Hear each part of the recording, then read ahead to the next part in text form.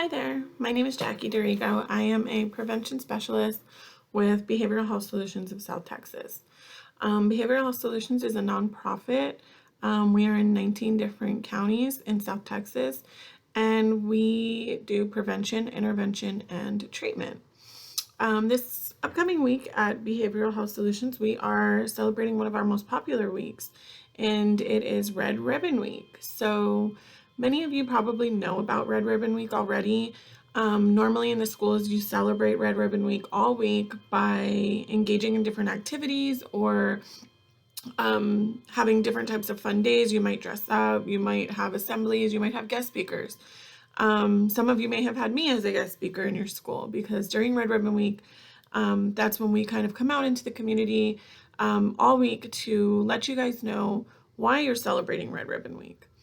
Red Ribbon Week is a celebration of being drug-free. And the reason behind this is due to a DEA agent, Kike Camarena, who lost his life trying to get drugs off the streets. He was battling the war on drugs, which is a constant war on drugs that we always have and we probably always will have. But by coming out into the community and educating our youth and our parents, we can be part of the solution. We can help to eliminate that little by little, and hopefully we can eliminate it by great amounts. When I mentioned working at BHS and we're talking about prevention, sometimes people ask me, well, what is prevention? Why do you come out and talk to younger kids or kids who are not using drugs? Why do you talk about prevention to them? Well, prevention, as many of you know, is stopping something before it starts. So what we want to do is educate. That way people can have the knowledge to make the right decision not to start or to engage in drugs and alcohol and other dangerous behaviors. So many of you guys probably do practice prevention already. Something I tell people all the time about prevention is we do this every day. We don't even know we're doing it. When we wake up in the morning, we brush our teeth. We do this to prevent from having any kind of cavities or dental problems, gum disease. When we get in the car, we put on a seatbelt. We do this to prevent ourselves from getting injured in a car accident. And so like these things, brushing our teeth or using our seatbelt, prevention is not 100%. So just because you are educated doesn't mean you are going to be free from the temptation or the offers of using drugs and alcohol. But having the knowledge might make it a little bit easier for you to know what the right choice is and know that saying no is the best choice. One of the things that helps in prevention or that can help people to be at less risk of getting involved with drugs and alcohol is risk and protective factors. For those of you who might not know what risk and protective factors means, a risk factor is something that puts you at higher risk of being involved with drugs and alcohol. And a protective factor is the opposite. This puts you at lower risk. So there are some things that can be a risk factor or a protective factor. They work both ways. One of these is family. So for those of you who have a good family bond at home, you have good parental relationships or guardian relationships, you have strong bonds with your family, this is a protective factor. So this is something that will put you at lower risk for being involved with drugs and alcohol. If you have a family at home who uses drugs and alcohol, who engages regularly in drugs and alcohol, this is something that you're going to see as a normal behavior, and this puts you at higher risk for engaging in that yourself. Another risk or protective factor is community. What kind of community do you live in? Those of you who have resources and have engagement and have, knowledge out there in your community about drugs and alcohol, you're going to be at lower risk. If your community doesn't have anything to do with drug or alcohol awareness, the people in your community might be at higher risk. So there's other types of risk and protective factors. And if you want to know more on those, you can always contact me and we can kind of talk more in depth about that. But today we're going to do something that's a little bit of a fun activity. And the reason why we're doing this is that doing activities such as this can actually be a protective factor. So you might say, why is doing, coloring or painting, why is this going to lower my chances of being involved in drugs and alcohol? Well, the answer is that this is a protective factor and that this is something you can do together with your family. It promotes family bonding. It is definitely a form of a mindfulness activity, which is something that relieves stress and anxiety. And these are things that when you have higher levels of stress and anxiety, you can be at higher risk. Again, going back to those risk and protective factors. So today what we're going to be doing is a rock decorating activity. You should already have the supplies that you need. If you're joining or watching this and you do not have the supplies that you picked up from Wesco Public Library, you can still join us. You just need to gather some things. So what you will need is a rock, one or two, whichever you decide, and some paints. You don't need many colors. I'm going to do this activity with 4 different colors. So you can see I have black, white, orange, and green. You can use a pencil and you can get some paintbrushes. So again, if you are one of those that has already picked up these supplies, you will probably have your paints in a little container like this. And I'm going to show you 2 different designs that you can do, and you can choose which one you want to do. Also, make sure you have a cup of water to clean your brush and that you have some paper towels or something underneath you so that you don't make a mess. So let me show you what our end result is going to be. You can choose from the design either a pumpkin or a little ghost. And the reason we're doing these obviously is because Halloween is coming up. So I want to make it a little bit fun for you. And on the back side of these rocks, you have a drug-free message. So this one says drugs are spooky. And this one says say boo to drugs. Okay, so we're going to create these ourselves. And I'm not the best artist. So as you can see, they're very, very simple. So you're welcome to kind of get as creative as you want. If you have other paint colors, that's up to you. I'm going to do something very simple. Like I said, I'm not a great artist, but let's get started. So what you're going to do first is take your rock. If you received a rock from us, you probably already have it cleaned. If you are picking up a rock on your own outside, you may want to do this with a bigger rock, a different shape rock. You're welcome to do that as well. Just make sure it's clean when you start. So the first thing you're going to do is choose the side that you want your picture on and choose the side that you want your message on. So what I did was tried to choose a flat side for my message. You can see this rock is a little bit round on this side and flatter on this side. So I have my message on this side and I have my pumpkin on this side. It's going to be up to you. This rock, again, this side was a little bit more flat. This one was a little more curved. So you can do it either way, but whatever feels more comfortable for you. So I think on this one, I'm going to use this side for my drawing. And on here, I think I will go ahead and do my ghost. Okay, so a very simple ghost drawing. If you know how to do one, go ahead and do it yourself. For me, all I did was kind of go up and do a little point there. We have the 2 points on the end, and then I just came down. So I can't exactly show you the way that I'm drawing it, but I will show you the drawing. So you're gonna kind of go up on top, make a little bump. And again, this doesn't have to be perfect because you're going to paint over it. So you can see the little bump that I have right there. Then you're going to do the arms on the side. And so you're going to come out on the sides a little bit. And I'll show you these.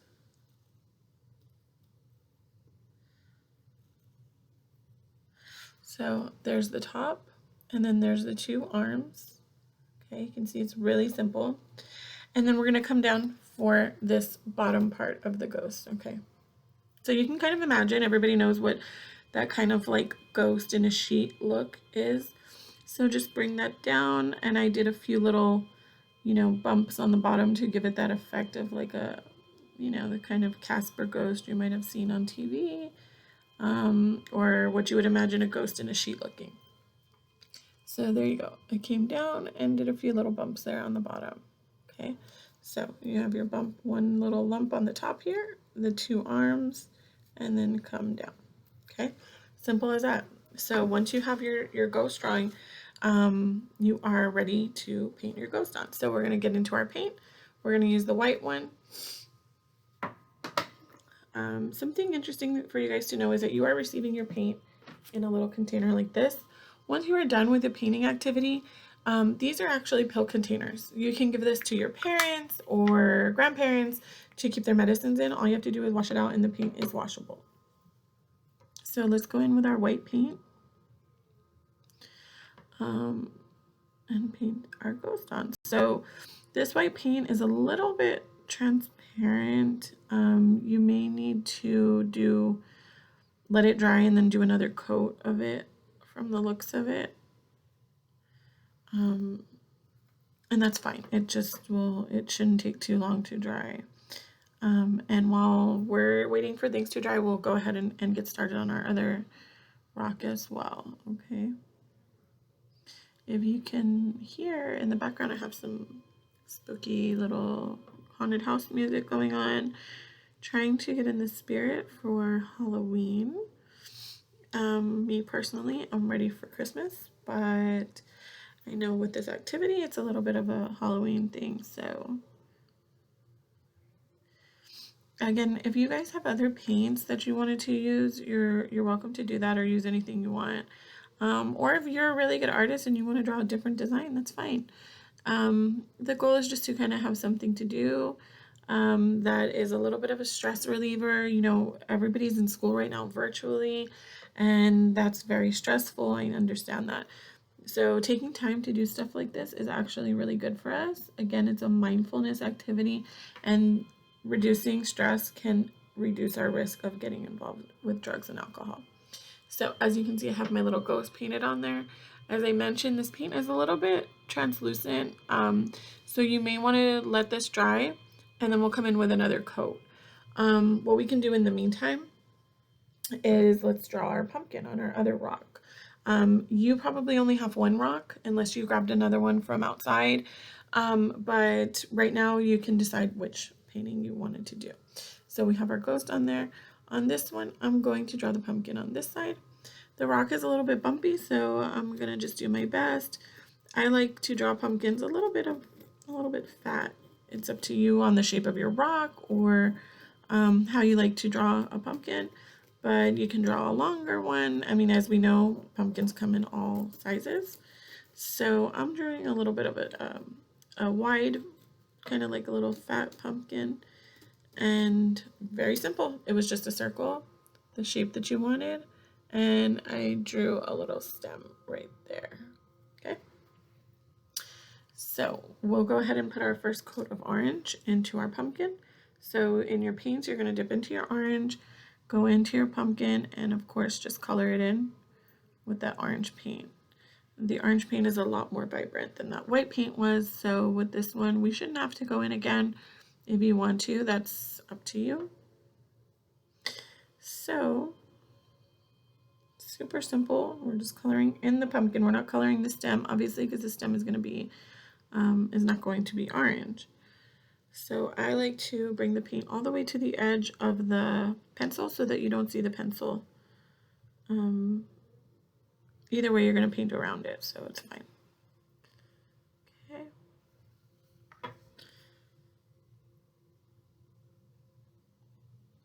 There we go. So I have my orange pumpkin right here. In a bit, we'll go ahead and do the stem, and we'll be also coloring around it. So let's go back to our ghost right here. We're going to go back into that white. Color it in again with an extra coat just to make it pop a little bit more, make it stand out a little bit more. We are going to paint around it with a vibrant green, so it should stand out pretty nice.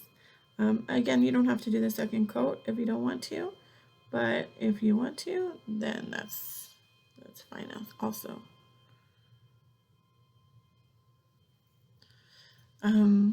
I am recording right now from my office with a laptop camera, so it's kind of hard. I wish I could show you guys what I'm doing, but unfortunately I don't have the equipment to kind of face it down and record, so I just kind of have to show you step by step. So we're doing good here with our ghost. We have our second coat of white on there, and you can clearly see our ghost there. Okay, so on the ghost, we're going to take our paintbrush. If you have a bigger paintbrush, you might want to use that for this step. Or if you were just given a paintbrush, use whichever one you have. It just might take a little bit more time. You're going to go into that green paint that you got. Get a good amount on your brush, because we are going to fill in all the rest of this rock other than the ghost. So you're going to be really careful around the ghost. Not to get it in the white. You want to make sure you're kind of getting right up to the edge, but not getting into the white paint. So I will show you what I mean by that. You can see right here, I'm going right up to the white, but I'm not getting into the white. Okay. Again, this green is a little bit more of a translucent green, so we might do 2 coats of this one just to kind of make it more bright. Also, probably depends on the color of the rock you have. The rock that I'm working with right now is like a gray, kind of charcoal gray color. So if you have a lighter rock, like a white, that other rock I had was a white one, your colors might show up a little bit better. So I'm coloring or painting, I should say, all around my ghost here. You're gonna paint pretty much everywhere except for the 2 spots where you're holding it with your fingers. We will let it dry on one side, and then we'll kind of go back into those spots while it's resting. So you're gonna color paint all around the ghost. Okay.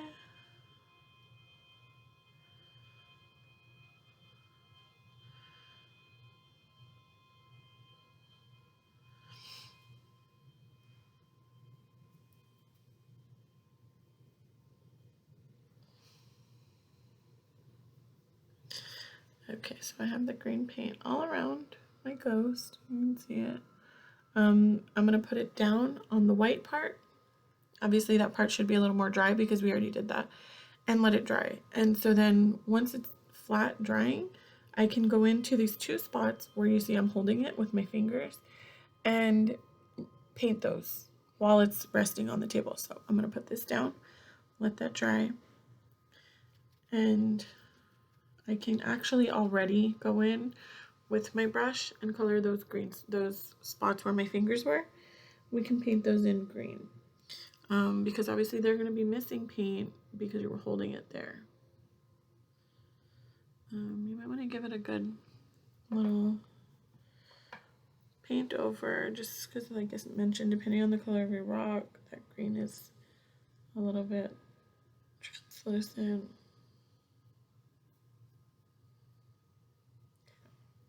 You are going to have to go back in with that white if your ghost was still wet.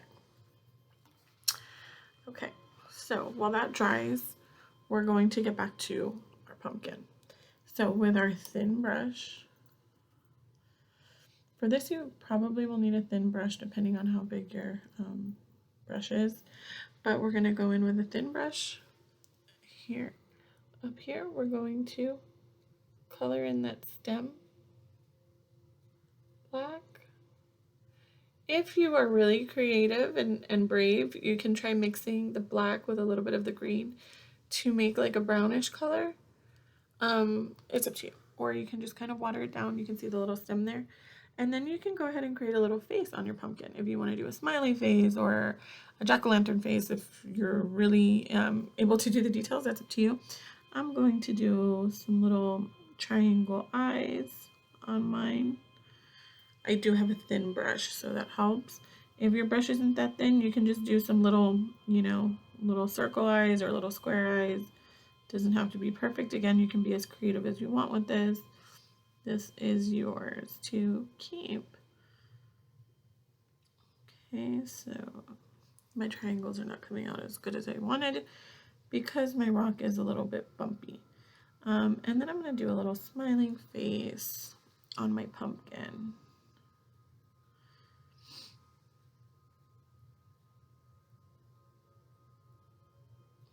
Okay. There we go.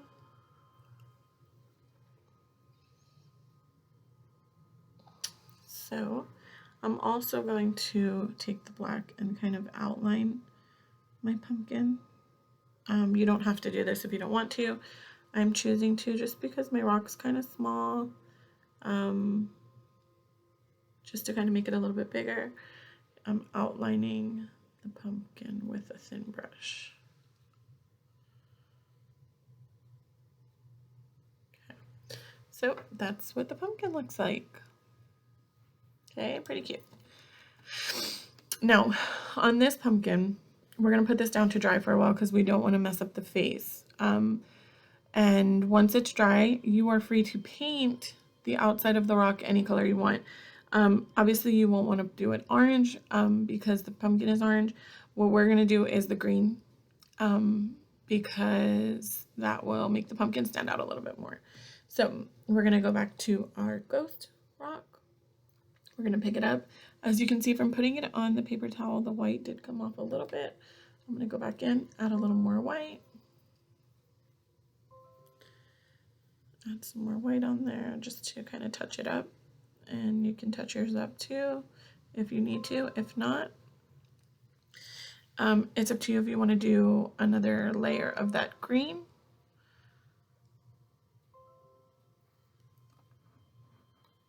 Let's do, okay. So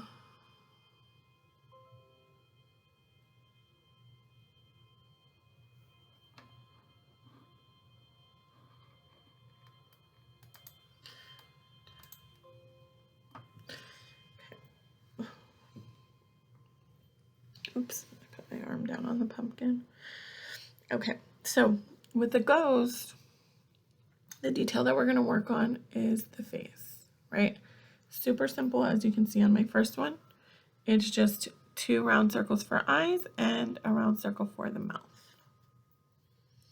So we're going to go into the black, do a round circle for the eyes. I'm going to dip it a couple of times on there to make the eyes kind of stand out. And then you're going to do this bigger circle under the eyes as the mouth. Oops. If you make a mistake, it's pretty easy just to wipe it off. The key to being able to do that is by letting the layers dry, okay? For the sake of time, I am not letting each layer dry in between, but you doing this at home, you can let the layers dry, and that way if you make a mistake, you can wipe it off. There is my little ghost face on there. Again, you're free to be as creative as you want, to use as much of your paint as you want. If you want to go in there again with a 3rd layer of white paint, you're welcome to do that. I'm going to go in there and kind of add a little more white paint to mine just to make it stand out. Again, I had a darker colored rock, so it kind of blended in a little bit with the rock. But it looks pretty cute. I'm going to go back in with that green to do the background. Again, we're going to add some more green.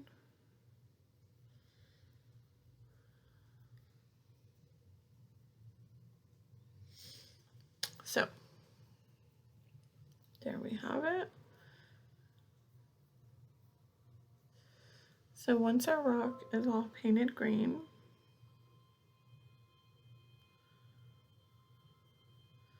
we are finished with our painting portion, and then it's up to you to go in and do a drug-free message. So that one is done on our orange pumpkin. We're going to go in with the green also, depending on which one you chose to do. If you have rocks outside your house and you have extra paint, you can kind of go back and do another one if you want to, or you can come up with one. If you do come up with a different painting, I would love for you guys to share that with us. You can share it with the library, or you can share it with me on our Facebook page, Behavioral Health Solutions, and you can share your rock painting activity that you came up with. That would be really neat. So we have our orange pumpkin background painted all green. Okay. Now you're just going to let them dry. Once they dry, this is where it's your job to let your rock dry and come up with a drug-free message. So I just picked up a silver marker, and that's where I added my drug-free messages on the back. If you can kind of make it go hand in hand with your painting, that's perfect. But there you have it. That's it. So this is something you can take as much or as little time as you want. You can be as creative as you want. You can use, more colors. You can use bigger rocks. But if you do come up with different ideas, please, again, share them with us. You can share them with me. My email is jdarrigo@bhsst.org. I would love to see what you came up with. I wish you guys all a happy and safe Halloween, and take some time to think about Red Ribbon Week. And if you have any questions, feel free to reach out to us. Thank you.